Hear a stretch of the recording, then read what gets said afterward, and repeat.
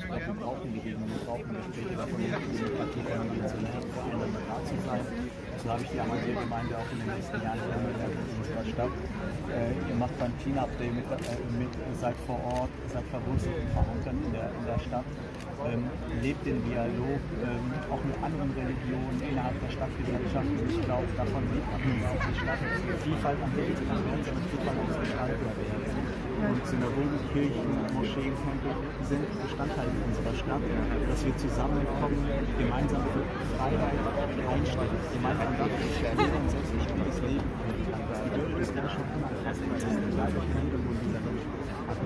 Das ist etwas, was wichtig ist in einer Demokratie, wichtig in unserer Stadt. Und dafür stehen wir gemeinsam ein. Und deswegen ist der Dialog so richtig und so wichtig. Und deswegen ist es gut, dass wir die Türen öffnen am Tag der Moschee. Vielen Dank. Sie haben auch über die sozialen Medien gesprochen und dass man auch dort von Hassfällen konfrontiert wird, wenn man sich zeigt.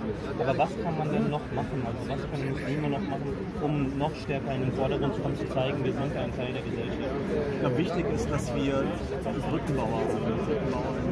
Das heißt, wir leben in einer Zeit auch durch die sozialen Medien, wo man manchmal das Gefühl hat, dass man diejenigen, die versuchen, den Zusammenhalt zu gestalten, Frieden zu predigen, dass man diejenigen fast schon mit am stärksten angreift. Ich glaube, diejenigen müssen am stärksten unterstützt werden. Diejenigen, die versuchen, aufeinander zuzugehen.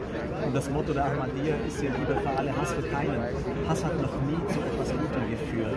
Hass hat immer zu Elend geführt, zu Verwüstungen und zu Untergang. Und deswegen, glaube ich, brauchen wir die Debatten, die Diskussion. Aber am Ende müssen wir das Menschsein schützen. Und alles, was dazu beiträgt, aufeinander zuzugehen, aneinander zuzuhören, füreinander da zu sein, auch bei den Meinungsverschiedenheiten, die wir haben, nie das Menschsein in Frage zu stellen. Dazu können die Moscheen, dazu kann die Ahmadiyya-Gemeinde ihren Beitrag leisten, so wie auch in den letzten Jahren. Ich glaube, das brauchen wir gerade in dieser Zeit. Danke auch dafür. Zum Schluss, wenn Sie erlauben, noch eine persönliche Frage von mir. Sie leiten ja auch den Podcast Mic Check. Ja. Erwartet uns da noch etwas Besonderes? Planen Sie noch für die Zukunft? Also es ist immer sehr interessant, alles über Frankfurt mitzubekommen, über die Architektur, über die Bildung und so weiter.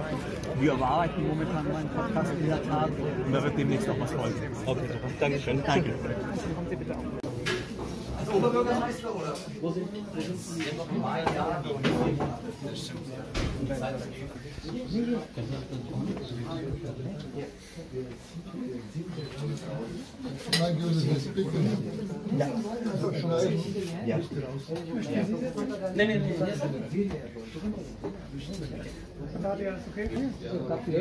Immer noch.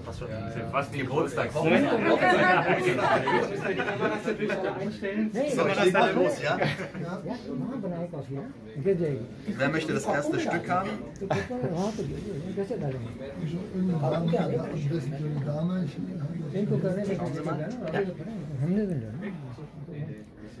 Das ist ein Originalteller hier von 1900. Fast 48 Jahre alt. So, hat geklappt? Mach ich gerne. Das sage ich nicht nein. Ja.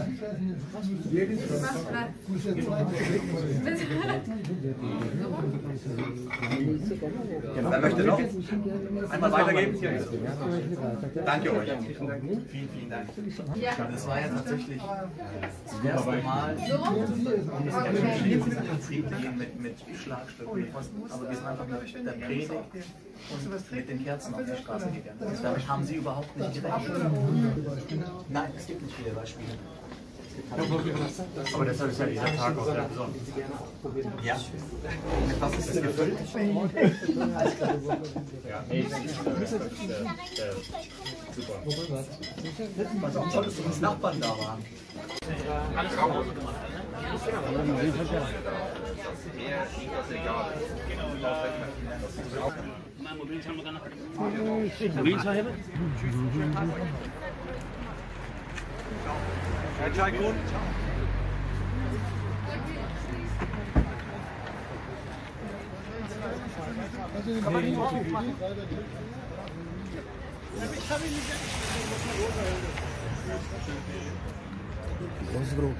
Großbrot für Edel. Okay.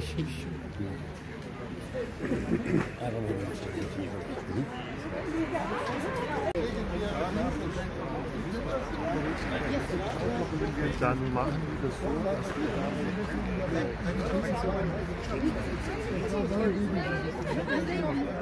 Aber wir haben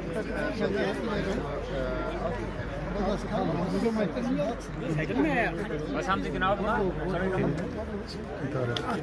Aber es nimmt auf. das sage ich ja offen, keine Muslime hat das Recht, den anderen Muslime ihre Muslimseiten abzusprechen.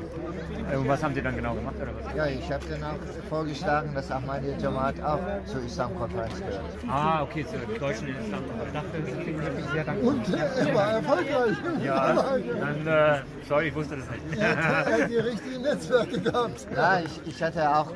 Hast du uns reingeholt und wurde selber gekickt? Das nennt man eine Opferbereitschaft hier. Auch vor der Islamkonferenz, es gab in Frankfurt bestimmte Veranstaltungen, dann haben sie versucht, euch und auch die Aleviten auszugrenzen.